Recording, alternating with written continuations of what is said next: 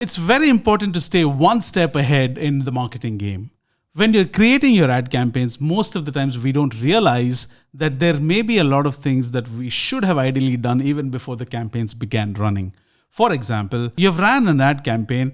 Now, this mostly happens because we are too anxious. We just want to get those campaigns out, or we are too underconfident about not getting results that we're not too confident about these campaigns getting results. We tend to overlook these things.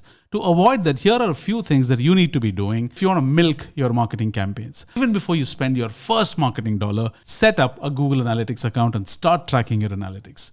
Number two, if you have not linked your YouTube channel, if you're not linked your analytics to your Google Ads account, immediately do that.